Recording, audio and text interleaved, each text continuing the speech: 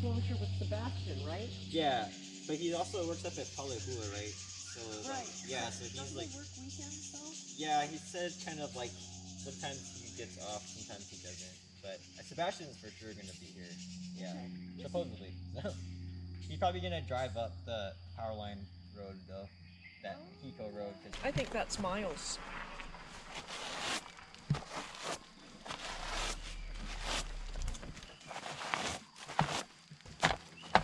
It is! I knew it! I just told Kelsey, I think that's Miles. This area, back in Kamehameha's time, there was cattle running around loose, and basically all the forest disappeared. I mean, if there's these old pictures of the Tantalus area where there's really hardly any trees. And so in the 1920s, they had a reforestation effort, and these are the kind of trees they planted. Mainly it's Bischoffia javanica, which is from I think Bischoffia is from Brazil, actually, even though it says Bischoffia javanica. And then up here you have a Koa tree, though. So they're Koa trees. Clyde was saying they are the biggest. They tend to be the biggest tree in the Hawaiian Islands, canopy-wise. Oh, yeah. And there's some big ohia trees too, though. So koa and ohia are your main native canopy trees. So there you have a koa tree. And then this right here is a native tree fern. And then we're going to see soon is this other tree fern that's called mule's foot that's taking over the forest. You see this everywhere when you go hiking. So that's Dichronopterus linearis. So when we do field work, we'll go off trails and we'll hike down to a stream bed and then back up. And a lot of times we have to hike through that stuff. So we trade off who leads the way, because you got to punch it all down when you climb it. Sometimes you climb it and you'll hit like a straight rock face and then you have to regroup and find a different way up, which is always a bummer because climbing's hard. But if we can hear them, doesn't mean That's beautiful. Oh, and there's a dragonfly. Ooh. I love Good dragonflies. Luck. Dragonflies are good luck. That ohia tree is quite spectacular. It looks really pretty against the blue and... In the mountains, you can see the tops of the mountains. So we're going to be able to see Konahua Nui pretty soon, which is the highest point in the Ko'olaus. Have you been? As awful as bamboo is, it sure is beautiful, isn't it? Yeah. Nice and shady. It is really pretty.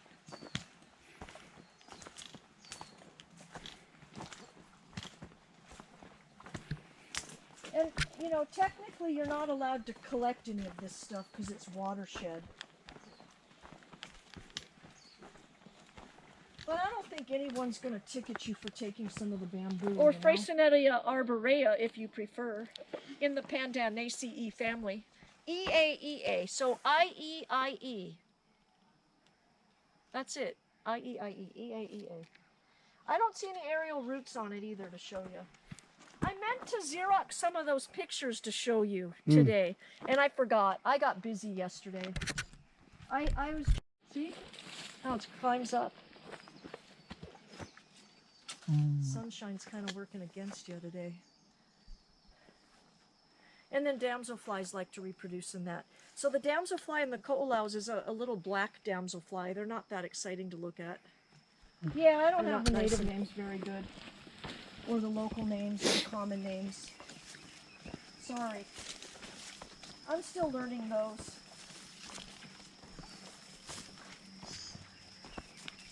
It's all I can do to learn the scientific. You know what people tell me is also nice is if you end up with a male papaya plant, the inflorescences or the flower spikelets on those are supposed to smell amazing. Oh. So I knew a gardener who said male papaya trees are the best. Lama, it's in the Persimmon family. So it's kind of a sacred tree for Hawaiians. So the wood's very black. It's also in the ebony family, persimmon or ebony. And they would use it for posts for their temples. So this right in here, all of this is Lama. Right here. It's one of my favorite plants. That's big. This is a very big Lama. So you can tell the leaves, the wood is dark. See how dark it is, the stems? But the leaves also are on one plane. They're kind of flat the way they grow out.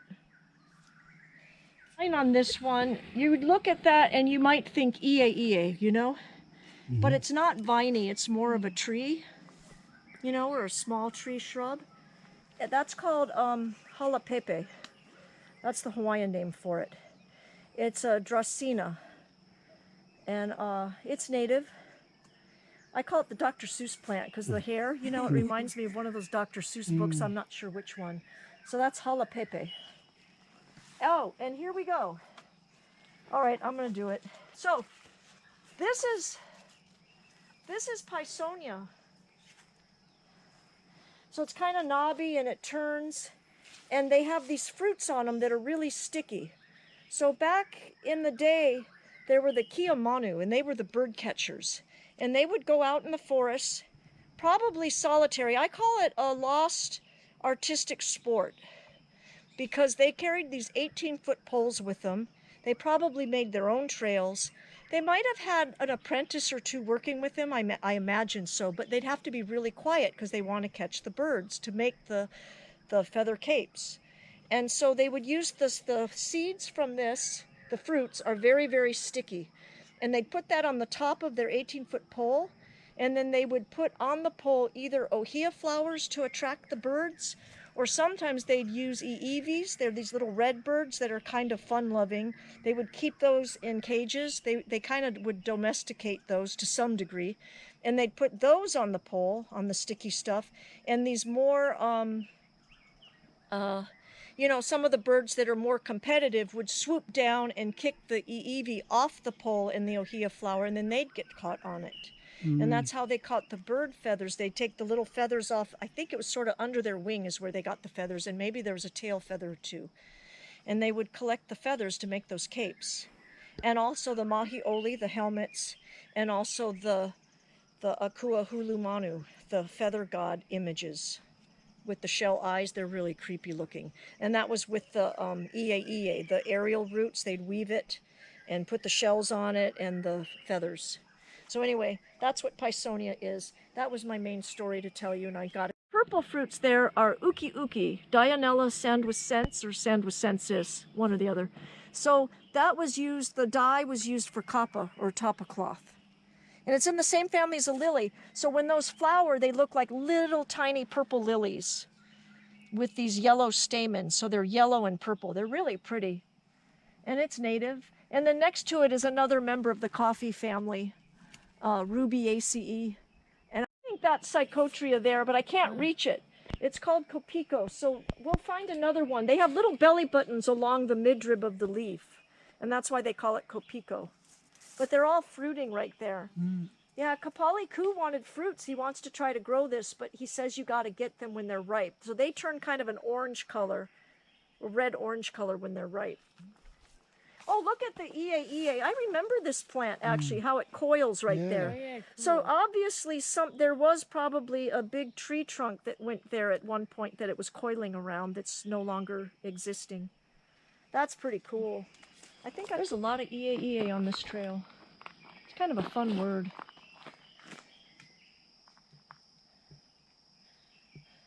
And it looks pretty cool looking at the albesia through the Tectaria gottschalkii, which is native. And they grow all along here. I like it. It's kind of pretty. There's a stream bed here. I thought there used to be some ferns, but it has these really black stems. Let's see if these show that. See how dark the stems are? It's a pretty fern. We were talking about Psychotria, Kopiko.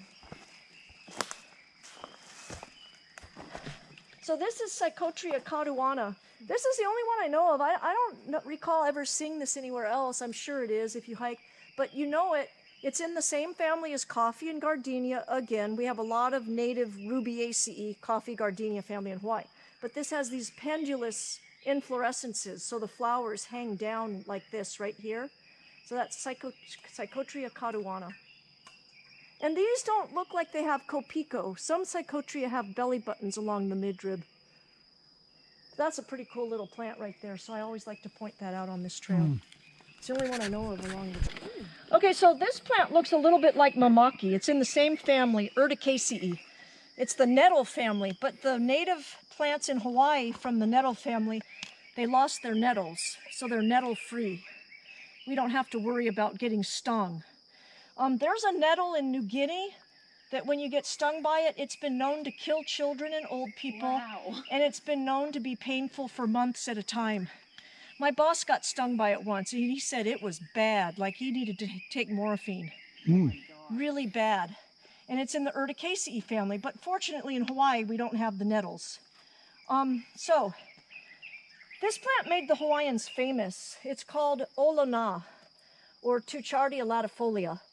And the Hawaiians were famous for their cordage that was made from this plant. The cordage was really strong, stronger than hemp, and it coiled really well. So it was very much sought after throughout the world. In the voyaging days, of course, they needed lots of cordage, and this is the one that they desired, highly desired.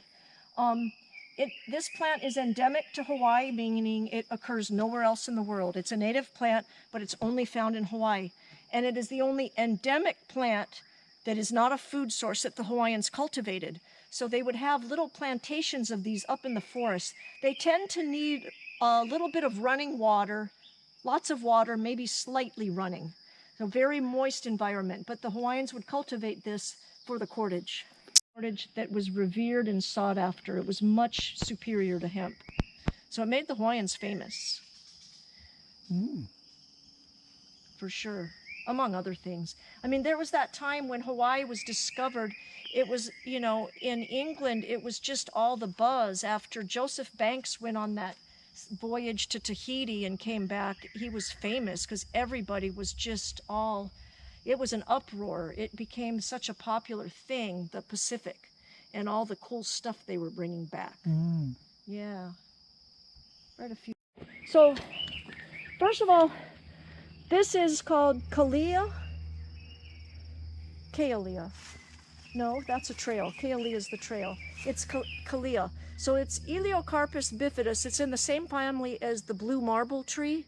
That's kind of famous. People know of these. It has real blue fruits, and they take the seeds and make these beautiful leis out of them. That Buddhist temple in Kauai, they sell those seed leis for big bucks. So yeah, that's the fruits. They don't use these fruits for it. It's the blue marble tree they use, but this is in the same family. So that's Elaeocarpus bifidus. But growing on it right here is Hawaiian mistletoe. So you can see it. I'll try to point it. It's hard to see through the camera. We tried to take pictures of it. So right here, this is native to Hawaii. It's mistletoe, but it's the Hawaiian one.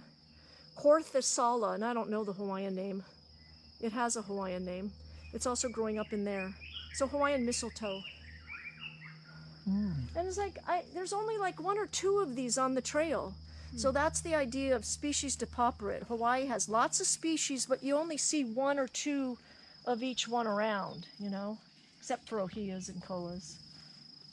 And this is another form of ohia, so it's Metrosideros tremuloides. And I remember it as tremuloides because the leaves sort of tremor in the breeze. Thinner leaves. It's really pretty. And the flowers look very much like ohia flowers, ohia blossoms. With this microsorm spectrum, or Peahi. It's the Peahi fern. This is see underneath. Isn't that crazy? Doesn't look anything like a fern. We brought Nani with us on the hike because she works on the names of plants and the local names. So there was an argument, you know the miley-scented fern that's in all the gardens? Right. That fern, it's called the Lawai fern. It looks a little bit, it looks similar to this one. This is actually... That is a Lawai. No, it's not.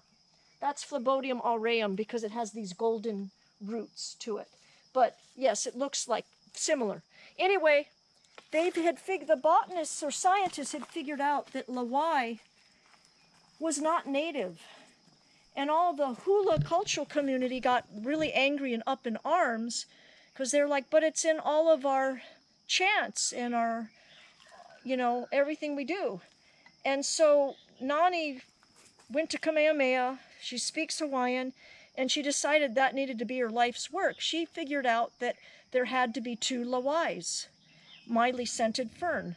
And so she went through all kinds of literature, and then she went through our collection, and she actually saw some of these Peahi ferns also called Lawai. And the Peahi Fern is native. There used to be, she sang a chant when she was down here, and man, she can sing. But like on Kauai, there'd be whole hillsides that were just covered with this fern, miley scented fern. And so she solved the problem by, there's two. So this was the native one that they sang about, and then the one in the gardens they still use today. But don't step on it, you're around it with your foot. Because if you unearth it really easily, it'll die. So I wanted to show you this. I don't know where else to see this on Oahu. I'm sure there's some other places, but this is an easy one to get to. And this occurs here on its own.